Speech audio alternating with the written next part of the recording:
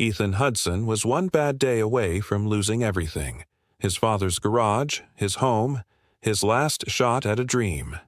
Then a stranger rolled in on a broken-down motorcycle, and his life changed forever. She didn't look like a billionaire. She didn't act like one. Then a stranger rolled in on a broken-down motorcycle, and his life changed forever. She didn't look like a billionaire. She didn't act like one. But Lena Carter wasn't just rich. She was running from a life so suffocating, she'd trade it all for one real moment with someone who didn't know her name. What started as a simple favor became a high-stakes escape. From corporate spies, family secrets, and a love story neither saw coming. Would you risk it all for a stranger?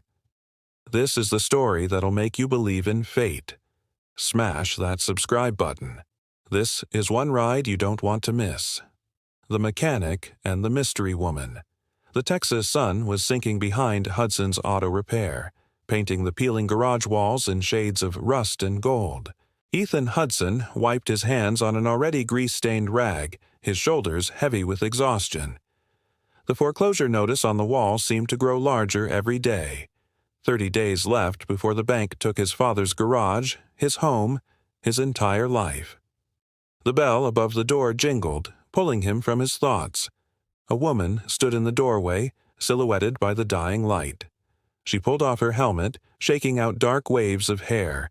Streaks of dirt smeared her high cheekbones, and her leather jacket clung to her like a second skin. But it was her boots that caught Ethan's eye.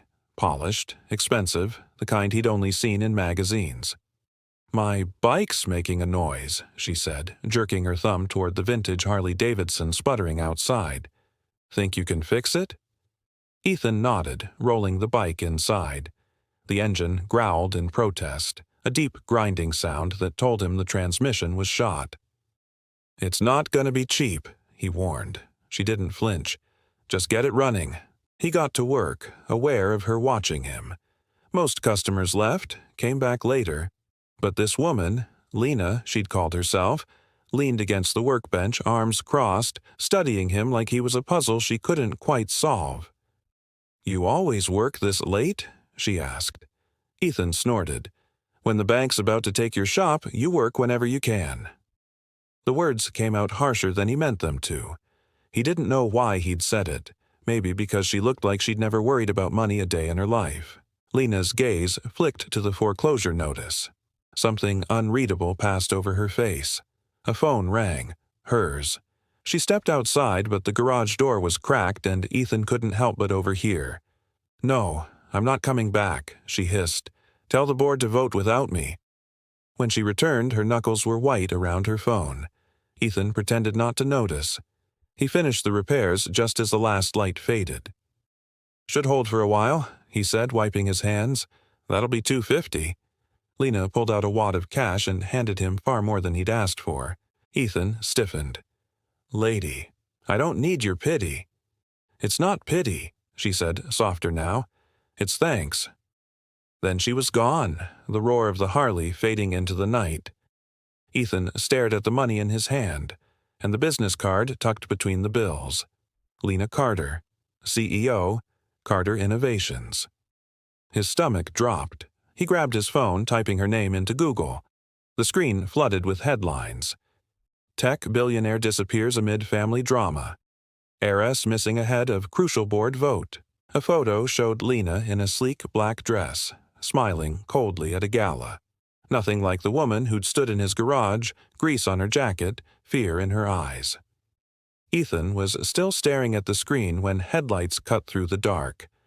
A black SUV rolled to a stop outside. 2 men in suits stepped out. The runaway. The black SUV idled outside the garage, its tinted windows hiding whoever sat inside. Ethan's pulse hammered in his throat as he ducked behind the workbench, suddenly grateful for the flickering overhead light that left the garage half in shadow. The 2 men in suits approached slowly, their polished shoes crunching on gravel. One rapped sharply on the glass door. "Mr. Hudson, we'd like to ask you a few questions." Ethan forced himself to take a deep breath before standing. He wiped his hands on his jeans, leaving fresh grease stains, and pushed open the door just enough to block their view inside. "Can I help you?" The taller man flashed a badge too quickly for Ethan to read. "We're looking for Lena Carter. You spoke with her earlier this evening." It wasn't a question. Ethan shrugged, keeping his face blank. "Lots of people come through here. Don't remember names." The second man stepped forward, his smile not reaching his eyes. "She was riding a vintage Harley. Left here about an hour ago. Ring any bells?" A drop of sweat trickled down Ethan's back. These weren't cops. Cops didn't wear $1,000 suits or smell like expensive cologne. "Might have seen her," he admitted slowly. "She paid cash and left. Didn't say where she was headed." The men exchanged glances. The taller one pulled out a business card.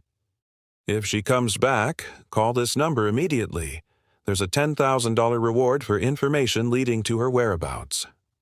Ethan took the card between two fingers, careful not to smudge it with grease. "Sure thing." He watched until the SUV's taillights disappeared down the dark road before letting out the breath he'd been holding. His hands shook as he pulled out his phone, staring at Lena's business card. The right thing would be to call the number, collect the reward, maybe save his garage.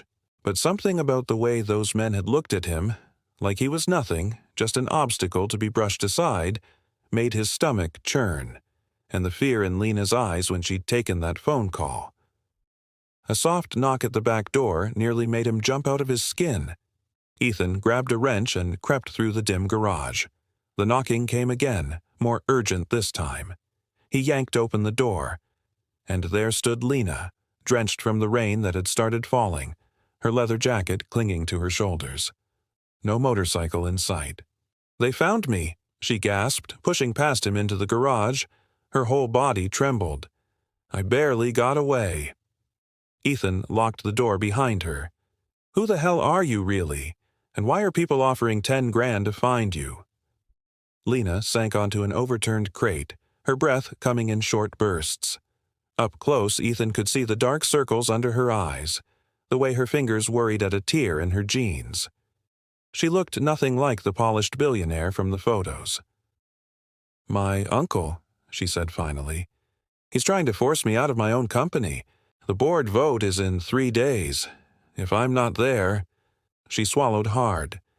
"He'll sell Carter Innovations piece by piece, fire thousands of employees, and marry me off to some corporate shark to stabilize me." Her voice broke on the last word. Ethan stared at her. "You're a billionaire. Can't you just, I don't know, hire lawyers? Buy your way out?" Lena let out a bitter laugh. "You think I haven't tried? My uncle controls the family trust until I'm 30. He's got judges in his pocket. The only way out is to show up at that meeting and prove I'm still in control." She looked up at Ethan, her eyes glistening. "I just needed to breathe, to remember what real life felt like before." Before she could finish, headlights swept across the garage walls. The SUV was back. Lena's face went pale. "Please," she whispered, gripping Ethan's arm. Her fingers were ice cold. "I don't know who else to trust." Ethan looked at the foreclosure notice on the wall, at the wrench in his hand, at the terrified woman in front of him who smelled like rain and gasoline instead of money and power. He made his choice. Grabbing a backpack from under the counter, he shoved a flashlight, some cash, and a spare jacket inside. "There's an old service road behind the garage, leads to the interstate." He thrust the bag at Lena. "My buddy runs a truck stop about 50 miles north. We can hide you there until—" The front door rattled.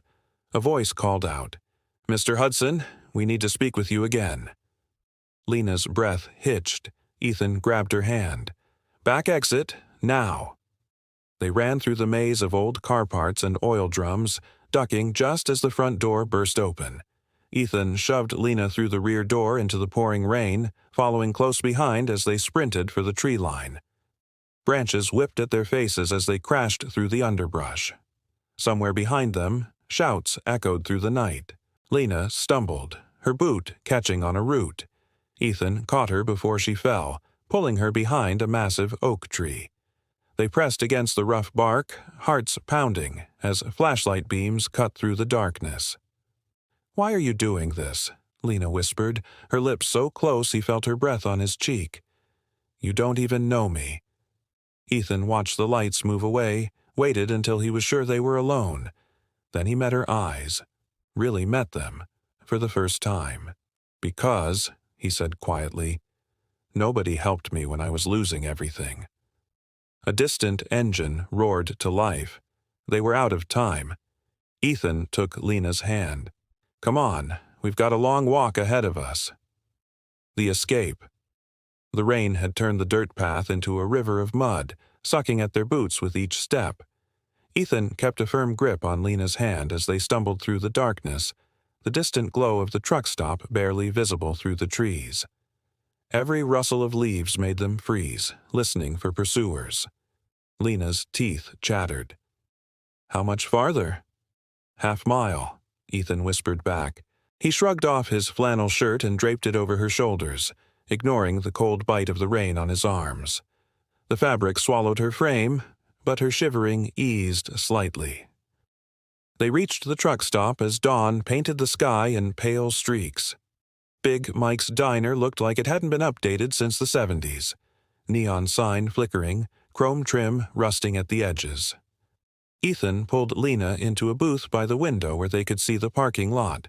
A waitress with tired eyes brought coffee without asking. Lena wrapped both hands around the mug like it was a lifeline.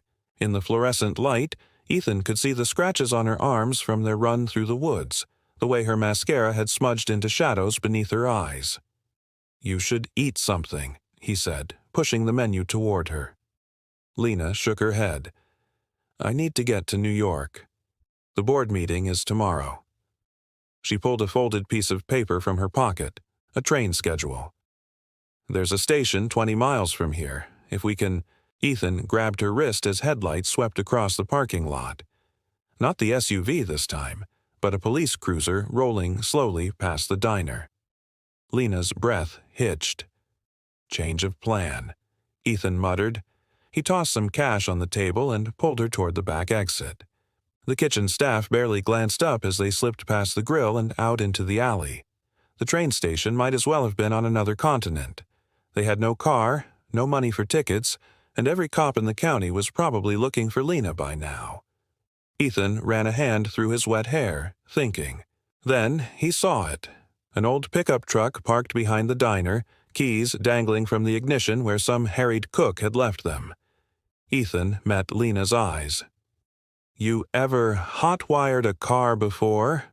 Her shocked laugh was the first real sound of joy he'd heard from her. "There's a first time for everything." They took back roads north, sticking to routes no self-respecting GPS would recommend. Lena navigated using Ethan's battered atlas, her fingers tracing winding county lines. As the miles passed, she told him about Carter Innovations, how her father built it from nothing, how her uncle had been slowly dismantling it since the funeral. "I just want to save what my dad created," she said softly, watching fields blur past the window. "Is that so wrong?" Ethan didn't answer. He was too busy watching the rearview mirror where a familiar black SUV had just appeared over the crest of a hill. "Hold on," he growled, wrenching the wheel sideways. The pickup skidded onto a dirt road, kicking up a cloud of dust. The SUV followed, gaining fast. A gunshot cracked through the air. The passenger window exploded in a shower of glass. Lena screamed as Ethan slammed his foot down. The pickup lurched forward, engine screaming. Another shot. This one punched through the tailgate. "Ethan!" "I see it." He yanked the wheel hard right, sending them careening down an embankment. The SUV tried to follow but fishtailed wildly, slamming into a tree with a metallic shriek. Ethan didn't stop driving until they crossed state lines. New York at midnight was a shock of light and noise after the quiet terror of the road. Lena directed them to a nondescript office building, where a single light burned on the top floor. "This is it," she said, hands trembling as she unbuckled her seatbelt. "Come with me?" Ethan hesitated. This wasn't his world. The glass towers, the whispered deals. But Lena's fingers tangled with his, warm and sure, and suddenly he couldn't remember why he'd ever thought to say no. The boardroom was all cold marble and colder stairs. Lena's uncle rose slowly as they entered, his smile dripping venom. "Nice of you to finally join us, niece." What followed was a battle fought with contracts and loopholes, with Lena parrying every accusation, exposing every lie. When the final vote came, it wasn't even close.